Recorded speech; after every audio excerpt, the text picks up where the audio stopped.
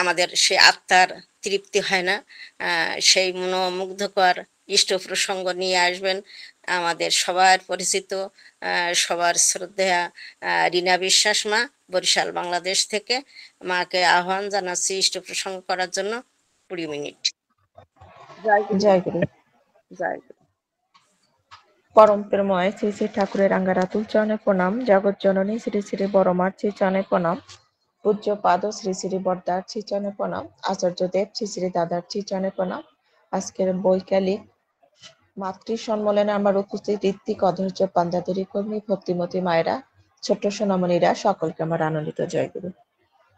আজকে যারা এই মাতৃ সম্মেলনে ভোগ নিবেদন করেছেন, যারা অসুস্থ আছেন, যারা আমাদের ছেড়ে না ফেরার দেশে চলে গেছেন, সকলের আত্মার শান্তি প্রার্থনা করছি এবং যারা অসুস্থ আছেন তাদের সুস্থতা প্রার্থনা করছি।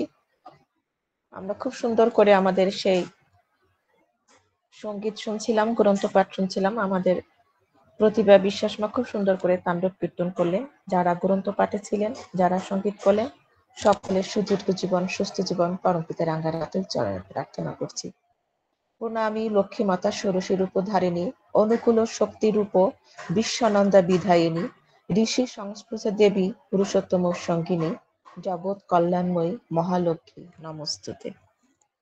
যেহেতু মাতৃ সম্মেলন, সেই জন্য আমি বড় মার কয়টা কথা দিয়ে শুরু করব। এখন আমরা দেওঘরে যারা যাই, ঠাকুর বাংলা, তখনকার বড়াল বাংলা ছিল, সেখানে মূল বাড়ি যেটা এখন মেমোরিয়া হাসপাতাল, সেখানে তা বাদে সবটাই কিন্তু সেখানে ফাঁকা ছিল। একদিন শীতের বিকেল, তখন শ্রী শ্রী ঠাকুর এবং জগৎজননী বড় মা দুইজনে এক পাশাপাশি একটা জায়গাটা ফাঁকা ছিল, সেই পড়ন্ত বিকেলে দুইজনে দুইটি চেয়ারে বসে আছেন। 10-12টা ফরক পরা মেয়ে তাদের সামনে খোলা জানলায়, খোলা জায়গায় তারা খেলা করছিল। দুদল, দুইটা ভাগ ছিল, দুইটা দল ছিল তাদের ভিতরে, মেয়েদের ভিতরে। এক দল থেকে একটা মেয়ে গিয়ে অন্য দলের কাছে গান গাইছে, ইলিডিং বিলিডিং আইলো, রাজার খবর আইলো।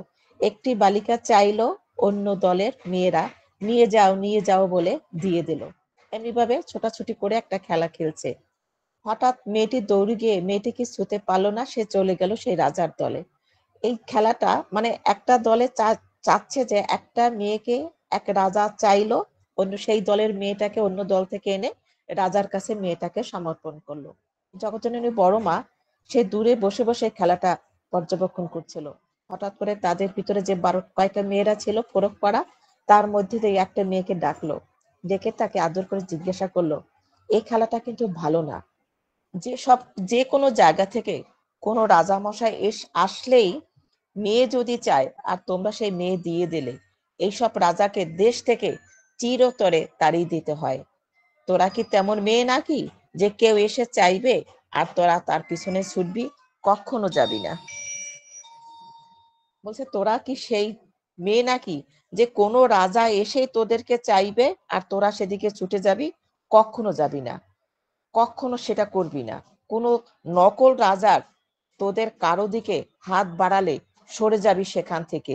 বুঝিয়ে দিলেন জগৎজননী বড় মা, জীবনের কোনো খেলনাই কিন্তু নিহাত খেলনা নয়। এবং জগৎজননী বড় মা দেখিয়ে দিলেন যে আসলে আমাদের মেয়েদেরকে কেমন হতে হয়। আমার একটা কল আসছে, আমি একটু সাউন্ডটা মিউট করে নিই। জগৎজননী বড় মা শিক্ষা দিয়ে দিলেন যে আমরা মেয়েরা, ঠাকুর তাই নারী নীতিতে বলছেন যে প্রত্যেক মেয়েই মায়ের বিভিন্ন রূপ। আমরা জানি শ্রী শ্রী মা শারদা দেবী তার কথা প্রসঙ্গে গ্রন্থে একটা জায়গায় বলছেন যে ঠাকুর রামকৃষ্ণ বলেছেন আবার শীঘ্রই তিনি আসবেন উত্তর পূর্ব কোণে, এবার সরাসরি সংসারী হয়ে আসবে স্ত্রী পুত্র সহ। যুগপতার শ্রী শ্রী রামকৃষ্ণ দেব দেহ রাখলেন 1886 সালে, আর ঠাকুর এসেছিলেন 1888-তে সেই যুগ পুরুষোত্তম রূপে সেই পাবনা জেলায় হেমায়তপুরে তিনি জন্মগ্রহণ করেছিলেন। যেহেতু মাতৃ সম্মেলন আমরা ডিপিআর করতে গিয়ে আমরা যে জিনিসটা আমাদের হিন্দু পরিবারে, সকল হিন্দু পরিবারে, সনাতন পরিবারে কিন্তু প্রত্যেক বাড়িতে কিন্তু ঠাকুর আসন থাকে এবং প্রত্যেকটা বাড়িতে ঠাকুর আসনে বিভিন্ন দেবদেবীর আসন থাকে। সেখানে আমাদের ভিতরে এই যে বিভিন্ন দেবদেবীর আসন মন্দিরে থাকে, সেখানে কিন্তু আমাদের ভক্তি কাজ করে না, সেখানে কিন্তু আমাদের একটা ভয় বা ভীতি কাজ করে। কেমন? যেমন প্রত্যেক আসনে কিন্তু আমরা যে লক্ষ্মীর প্রতিমা রাখি, অনেকের ধারণা লক্ষ্মী হচ্ছে ধন সম্পদের অধিকারিণী। সেই লক্ষ্মীর প্রতিমা যদি আমরা মন্দিরে না রাখি তাহলে আমরা ধন সম্পত্তি পাবো না। তেমনি ভাবে কালীর ছবি আছে, দুর্গার ছবি আছে, মহাদেবের ছবি আছে, বিপদ নাশিনীর ছবি আছে, বাবা লোকনাথের ছবি আছে, সাই বাবার ছবি আছে, এমনি গণেশের ছবি আছে। এরকম প্রত্যেকটা পরিবার আমরা ডিপিআর করতে গিয়ে দেখি যে বিভিন্ন দেবদেবীর সেখানে ছবি আছে। আর এই যে ঠাকুর দেবতাদের প্রতি আমাদের কিন্তু সেখানে কিন্তু ভক্তি, এত দেবদেবী যেখানে থাকে সেখানে কিন্তু আমাদের ভক্তি ভাবটা থাকে না, সেখানে আমাদের থাকে ভীতি, যে আমি এখান থেকে কাকে সরিয়ে দেব আমার অমঙ্গল হবে, কাকে সরিয়ে দেব আমার অপরাধ হবে। এই যে তাদের ভিতরে একটা ভয় ভীতি কাজ করে। ঠাকুর বলছেন যে গুরুই হচ্ছে ভগবানের সাকার মূর্তি, একমাত্র গুরু পূজা করলেই কিন্তু ভগবানের পূজা করা হয়ে যায়। আর এইসব যে ঠাকুরের আসন, যে মন্দিরে এত দেবদেবীর ছবি থাকে তাদের ভিতরে তাদের যে পজিটিভ ভাবটা কিন্তু কাজ করে না, তাদের ভিতরে সবসময় একটা নেগেটিভ ভাব মানে ভাব প্রকাশ পায়, যে অপরাধ বোধ। তাই আমরা ডিপিওয়ার্কে করতে গিয়ে ঠাকুর আর একটা কথা বলছেন যে বহু নষ্টিকি হৃদয় প্রেম ভক্তির স্থান নেই। তাই ঠিক যেমনি এটা কিন্তু কোনো ভক্তি হতে পারে না, এটা কিন্তু একটা বহু নষ্টিক। আর এই বহু নষ্টিকি হৃদয় কিন্তু প্রেম ভক্তির স্থান থাকে না। আর আমরা দেখি বিভিন্ন ধরনের ভালোবাসাটা কিন্তু এককেন্দ্রিক, বহুকেন্দ্রিক কিন্তু ভালোবাসা হয় না। তেমনি ভাবে আমরা যদি ঠাকুরকে এককেন্দ্রিক ভাবে যদি ভালোবাসতে পারি, এককেন্দ্রিক ভাবে আমরা ঠাকুরকে, যে যারা আমরা পূজা, যারা সৎ মন্ত্রে দীক্ষা নিচ্ছি, ঠাকুর বলছেন সৎসঙ্গে আশ্রয় গ্রহণ করো, সৎ নাম মনন করো, আমি নিশ্চয় বলছি তোমাকে আর তোমার উন্নয়নের জন্য ভাবতে হবে না। আর আসলে আমার মনটা অতটা ভালো নেই, কয়েকদিন পর্যন্ত আমাদের চারপাশের অনেক মানুষ আমাদের ছেড়ে না ফেরার দেশে চলে গেছেন। ঠাকুর বলছেন যে মরো না, মেরো না। আর মানুষ যে যখন যে ভাবটা নিয়ে চিন্তা ভাবনা করে, তার ইষ্ট প্রসঙ্গ বলেন, কথাবার্তা বলুন, যেখানে যা হোক না কেন সেই ভাবটা কিন্তু চলে আসে। আজকেও আমাদের সেই বিমল মিত্র দাদার, আপনারা সকলে ফেসবুকে দেখেছেন। তেমনি ভাবে আমি ছোট্ট একটা বাস্তব উদাহরণের কথা বলবো। এক 20 থেকে 22 বছরের একটা মেয়ে একবার আচার্যদেবের কাছে একবার নিবেদন করতে গেলেন। তার মায়ের ভীষণ ক্যান্সার, অনেকদিন পর্যন্ত সেই মেয়েটির মা ক্যান্সারে ভুগছিলেন। তখন আশুদেবের কাছে গিয়ে বললেন যে ডাক্তার বলেছে কেমো দিতে হবে, আর তাতে কোনো ভালো ফল যে হবে সেটা কিন্তু না। আশুদেবের কাছে তার নিবেদন ছিল যে দাদা আপনি আমার মার অসুখটা সারিয়ে দিন, মানে বারবার নিবেদন করছিলেন। তার ইচ্ছা যে আপনি বললেই আমার মা সুস্থ হয়ে যাবে, বারবার শুধু মায়ের প্রাণ ভিক্ষা চেয়েছিলেন আচার্যদেবের কাছে, যে আচার্যদেব আপনি আমার মায়ের প্রাণ ভিক্ষা দিন। তখন আচার্যদেব কি বললেন যে প্রাণ ভিক্ষা কেউ দিতে পারে না, আমি তো নাই, পরম পিতার ইচ্ছা হলে তার থাকার প্রয়োজন থাকলে রাখবেন, আর যদি ভাবেন তার কাছে টেনে নেবেন তাই নেবেন। যেমন আমাদের মৌসুমী সাহার মা, যেদিন তার স্বামী দুপুরবেলা না ফেরার দেশে চলে গেলেন, দুপুর 12টার সময় আমি তার সঙ্গে কথা বললাম। তিনি মৌসুমী মা বললেন যে বৌরানী মা আমাকে একটা শাড়ি দিয়েছে, লাল, সবুজ, হলুদ, অনেক রঙের একটা বিভিন্ন কালারের সংমিশ্রিত শাড়ি। তিনি বললেন যে রিনা মা, আমার মেয়ে বলছিলেন যে মা তোমাকে বৌরানী মা এত সুন্দর একটা শাড়ি দিয়েছে, দেখবা বাবা সুস্থ হয়ে যাবে, তুমি আবার এই শাড়ি পরে ঠাকুর বাড়ি যাবে। আবার মৌসুমী দিদি এই কথা বলছিলেন যে ঠাকুর তো অনেক মৃত্যু মানুষকে বাঁচিয়ে তুললেন, তাহলে আপনার দাদাকে কেন বাঁচিয়ে তুলবেন না। এই যে গভীর বিশ্বাস তার ভিতরে ছিল। আর আশুদেব বললেন যে প্রাণ ভিক্ষা কেউ দিতে পারে না, আমি তো নাই, পরম পিতার ইচ্ছে হলে তার থাকার প্রয়োজন থাকলে তিনি রাখবেন, আর যদি ভাবেন তার কাছে টেনে নেবেন তাই নেবেন, সবটাই কিন্তু তার ইচ্ছা, আমাদের চেষ্টা করে যেতে হবে। এই তো মেয়েটি মানে বলছেন যে তোমরা যারা আছো তার পরিবারের লোক তোমরা চেষ্টা করে যাও, আমাদের চেষ্টা করতে হবে। এই তো তার মেয়েটির মনটা ভরল না, সে বারবার একটা কথা বললেন যে হাত জোর করে দাদা আপনি আমার মায়ের প্রাণটা ভিক্ষা দিন। তখন আচার্যদেব বললেন যে আমার ঠাকুরমা 50-এর দশকে অসুস্থ হন, যখন 50-এর বয়স তখন একবার অসুস্থ হন। ডাক্তাররা জবাব দিয়েছিলেন যে তিনি বাঁচবেন না। তখন বিলেতের সব ডাক্তাররা ইন্ডিয়ায় ছিল, কলকাতায় মেডিকেল কলেজ তেমন ছিল না, কিন্তু যা ছিল সেটা ভালো ছিল। তখন কিন্তু আমার ঠাকুরমার চিকিৎসা হয়েছিল। আচার্যদেব সেই মেয়েটিকে বললেন, তখন ডাক্তাররা জবাব দিল কিছু করার নেই।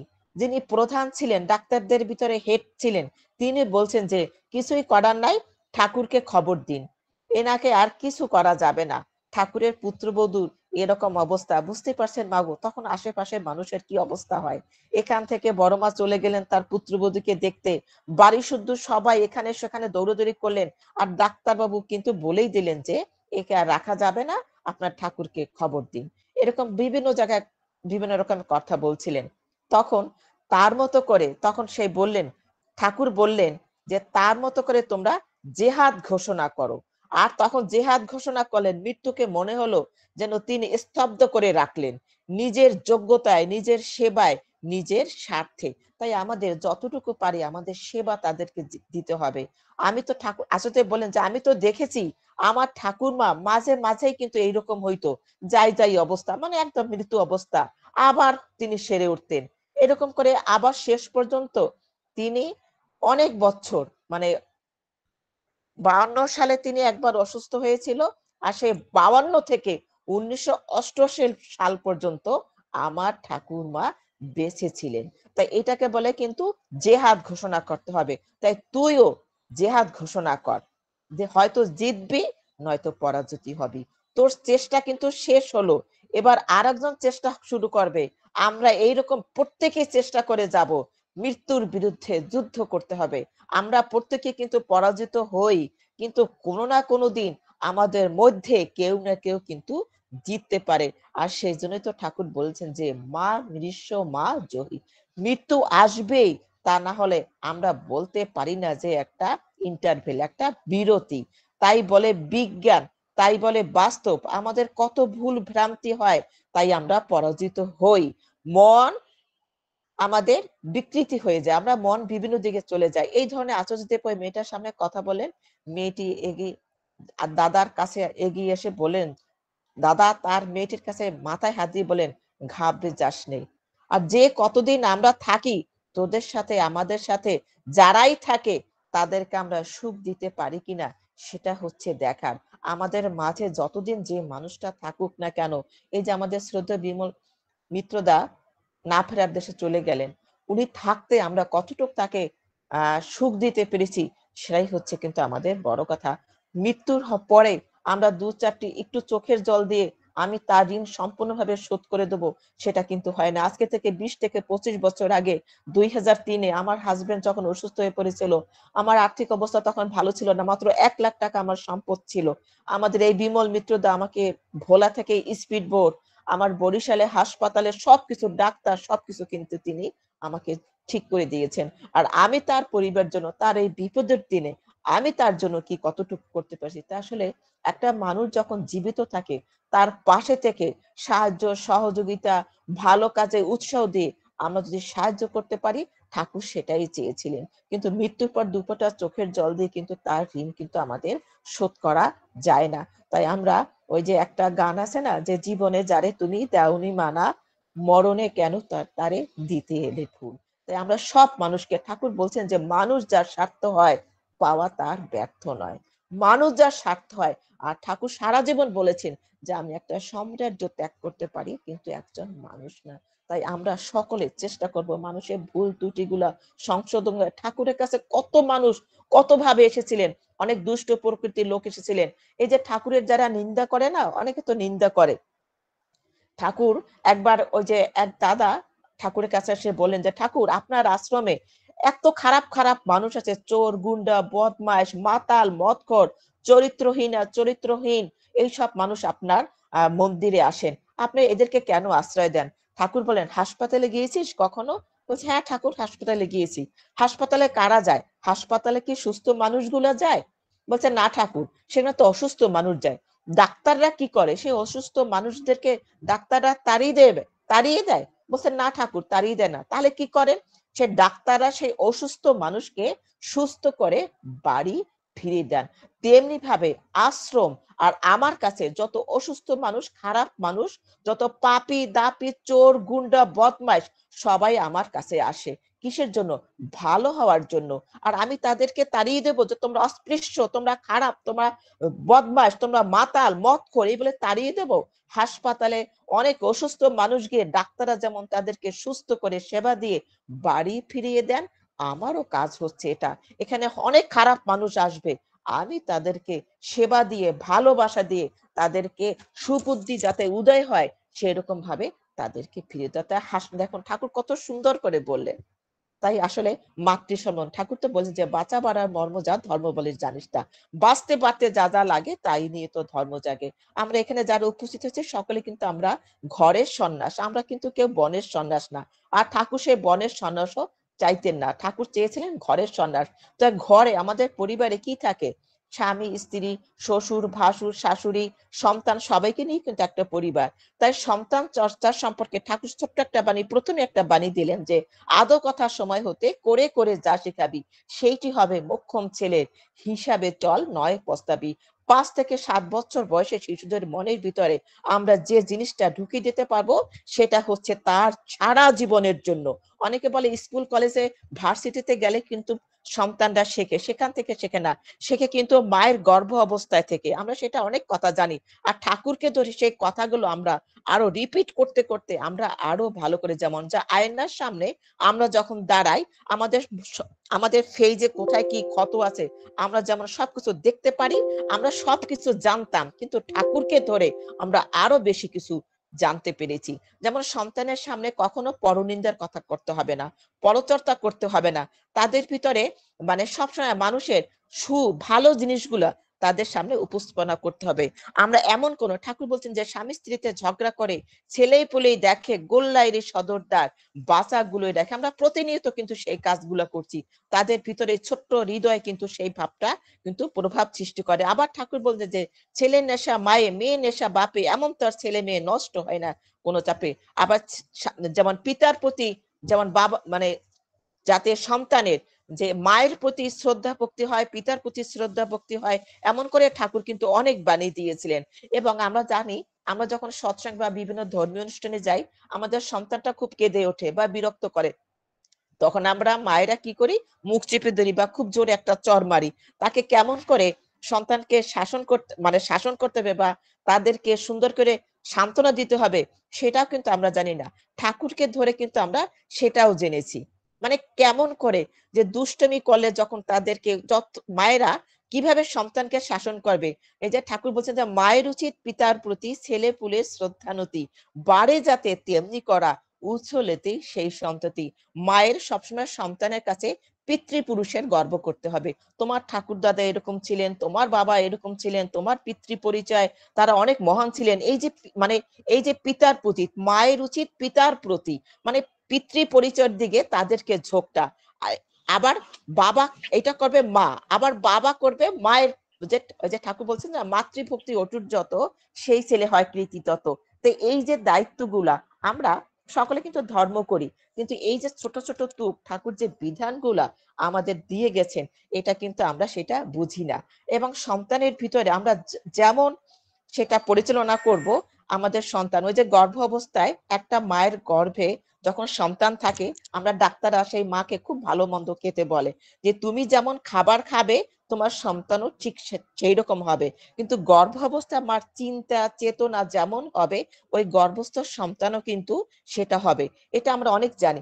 যেমন দেখবেন অনেক মা দেখতে খুব গায়ের রং ফর্সা কিন্তু মন ভার করে থাকতো, হাসি খুশি না। খুব একটা ভালো সন্তান তার ভূমিষ্ঠ হয়েছে, কিন্তু সেই সন্তানটা তেমনি ভাবে মুখ ভার করে থাকে। তখন ওই মার কাছে একটা বিজ্ঞানসম্মত কথা যে মার কাছে গেলে তখন জানা যায় যে তখন শ্বশুর বাড়ি থেকে তাকে এত নির্যাতন করা হতো তার মুখে হাসিটা ছিল না, যার জন্য কিন্তু সন্তানও ঠিক তদ্রুপ হয়েছে। আর ঠাকুর বলছেন যে নারী হতে জন্মে জাতি, থাকলে জাতক তবেই জাতি, স্বামীতে যার যেমনি মতি সন্তানও পায় তেমনি মতি। আর নারী হতে জন্মেও বৃদ্ধি পায় তাই নারী জননী, এমনি করিয়া সে জাতিরও জননী। স্খলিত নারী চরিত্র হইতে ব্যর্থ জাতির জন্ম হয়, বুঝিয়া দেখিও নারীর শুদ্ধতার প্রয়োজনীয়তা কি। তাই আদর্শকে অস্খলিত করে অপ্রত্যাশিত ভাবে অচ্যুত ভাবে অনুরাগের সঙ্গে আমাদের এই ঠাকুরের বাণীগুলো যদি আমরা আঁকড়ে ধরে রাখি। আবার ঠাকুর বলছেন আমরা সকলে জানি লজ্জা হচ্ছে নারীর ভূষণ, এবং এখানে সেখানে লজ্জা দেখালে হবে না। যেটা জগজ্জননী বড়মা করেছিলেন, মাতা মনমণি দেবী করেছিলেন। আপনারা সকলে জানেন ঠাকুর অনুকূল চন্দ্র পাবনা জেলায় হেমায়তপুরে জন্মগ্রহণ করেছিলেন। আপনারা সকলে জানেন এটা একটা ইসলাম কান্ট্রি এবং তখন সেখানে সে অরাজকতা, দিনে দুপুরে মানুষ হত্যা করা হতো। এমন একটা জায়গায় মাতা মনমনি দেবী তখন কিন্তু ব্লাউজ পরতেন না মায়েরা। সেই ব্লাউজ ছাড়া, পেটিকোট ছাড়া মা একভাবে শাড়ি পরে যখন সেই মুসলমানদের সামনে গিয়ে দাঁড়াতেন, শ্রদ্ধায় তাদের মাথা নত হয়ে যেত। এটার কারণ কি মাগো? ওই যে এখানে সেখানে লজ্জা দেখালা, যেখানে যেমন ভাবে আমরা ইতিহাস যদি আমরা ঘাঁটি, আমরা সেখানে দেখতে পাবো মায়েরা কিন্তু যুদ্ধ করেছেন। এই যে আমরা দুর্গা পুজো করি, আমরা দুর্গতিনাশীন দুর্গা মাকে দেখি। মানে ১০টা হাত কিন্তু কোনো মানুষের থাকে না। তার ১০টা লক্ষ, মানে তার একটা শক্তি, ১০টা শক্তি ছিলেন। দুর্গা মাও কিন্তু অসুর নিধন করেছিলেন। সেই তার বিরুদ্ধে যুদ্ধ করতেছিলেন। আর ঠাকুর সর্বপ্রথমেই সপ্তনুসেন একটা বাণী দিয়েছেন যে সর্বপ্রথম আমাদের দুর্বলতার বিরুদ্ধে যুদ্ধ করতে হবে। সাহসী হতে হবে, অকপট হতে হবে। পাপের জ্বলন্ত প্রতিমূর্তি ওই দুর্বলতা। তারাও যত শীঘ্র পারো ওই রক্ত শোষণকারী অবসাদ উৎপাদক ভ্যাম্পারকে। আমাদের মায়েদের ভিতর সেই দুর্বলতা জিনিসটা খুব বেশি। আমি পারবো না, আমার দ্বারা হবে না।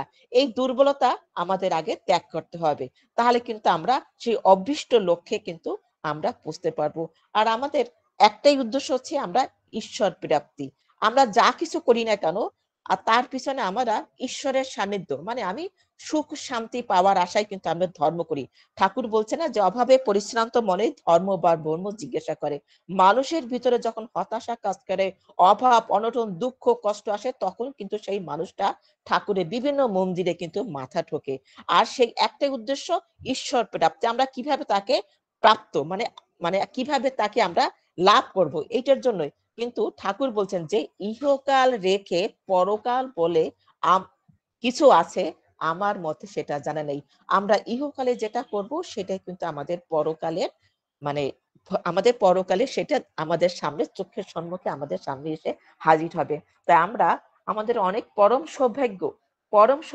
ঠাকুর বলছেন যে পূর্ব জন্মের স্বীকৃতি না থাকলে সৎ মন্ত্রে কিন্তু দীক্ষা নেওয়া যায় না। তাই আজকে আমরা কয়েক কোটি মানুষ আজকে সৎ মন্ত্রে আমরা দীক্ষিত।